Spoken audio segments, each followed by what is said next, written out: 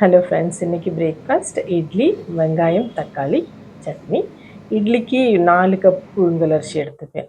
Branded புழுங்கலரிசி, organic புழுங்கலரிசி அப்படி எல்லாம் ஒன்றும் இல்லை. சாதாரண புழுங்கலரிசி 4 கப் எடுத்துட்டு நல்லா அலம்பிட்டு ஒரு 5 ஹவர்ஸ் ஊற வச்சு மிக்சியில் அரைச்சிப்பேன்.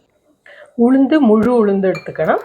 அது 4 கப்பு, எந்த கப்பில் 4 கப்பு அரிசி எடுத்துட்டோமே அதே கப்பில் முழு உளுந்து எடுத்துட்டு 2 வாட்டி நல்லா அலசினா அப்புறம் அலசி அலம்பனா நல்லா புழிஞ்சு அலம்பினோம்னாக்கா நமக்கு அந்த உளுந்தோட அந்த பதப்பே வராது அரைக்கிறப்போ. ஸோ அலசி 2 வாட்டி அலம்பிட்டு 1 மணி நேரம் ஊற வச்சா போதும்.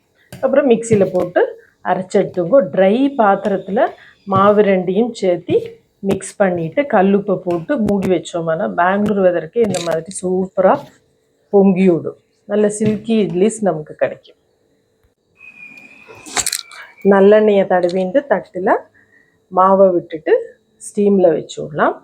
பிளேட்டில் தான் இன்றைக்கி வைக்கிறேன் ஸ்ட்ரைட்டாக.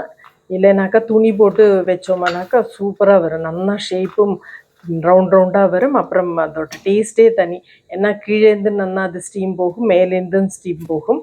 சூப்பராக இருக்கும். இன்றைக்கி பிளேட்டில் ஸ்ட்ரைட்டாக வைக்கிறேன். பிளேட்டில் வைக்கிறப்ப என்ன பண்ணுவேன்னா கீழே ஒரு தட்டு எம்டியாக வச்சு விடுவேன். இட்லி தட்டை மேலே 3 தட்டு வச்சுட்டு 7 மினிட்ஸ் ஹையில் வச்சு விடுவேன். ஒரு 5 மினிட்ஸ் சிம்மிலையும் வச்சுட்டு எடுத்தோம்னா பர்ஃபெக்டாக வந்திருக்கும். இந்த காம்பினேஷனில் நீங்கள் அரைச்சலனாக்கா ட்ரை பண்ணி பாருங்க. ஆனால் ஒருக்கா அரிசி செட் ஆயாச்சு சொன்னானாக்கா மாற்றாதேங்கோ, அதே அரிசியை ட்ரை பண்ணுங்க. இப்போ பிரேக்ஃபாஸ்ட்டுக்கு நமக்கு நல்ல சில்கி இட்லிஸ் ஆர் ரெடி.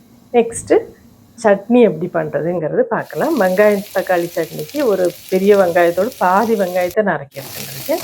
ஒரு பீஸு இஞ்சி, கொஞ்சம் கொத்தமல்லி, இதை போட்டு கொஞ்சம் கலர் மாறுற மாதிரி வதக்கி எடுத்துக்கிறது. அவ்வளோதான். கோல்டன் கலர் வர வேண்டாம், டேஸ்ட்டு மாறிவிடும், ஸ்வீட் ஆகிடும்.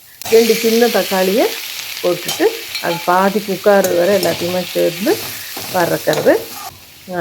அப்புறமா அதில் கல்லுப்பு, மஞ்சள் பொடி, மிளகாவத்தல் நான் என்னத்துக்கு எடுத்துட்டுருக்கேன்னா அது கலர் கொஞ்சம் என்ஹான்ஸ் பண்ணி காட்டுங்கிறதுனால அதை எடுத்துருக்கேன். பச்சை மிளகாயும் போடலாம். நல்லா வதங்கி எல்லாம் சேர்ந்து குக்கானதுக்கு அப்புறமா ஆஃப் பண்ணி மிக்சியில் போட்டு எடுத்து பொரிச்சு கொட்டினா தக்காளி வெங்காய சட்னி பிரேக்ஃபாஸ்ட்டுக்கு ready. So friends, breakfast idli, தக்காளி வெங்காய சட்னி ரெடி. உங்களுக்கு என்னோடய சேனல் பிடிச்சிருந்தது, என்னோடய குக்கிங் மெத்தட் பிடிச்சிருந்தது, ப்ராக்டிக்கலாக இருக்குது சொன்னாக்கா சப்ஸ்கிரைப் பண்ணி என்கரேஜ் பண்ணுங்க. Thank you so much. See you all. Bye.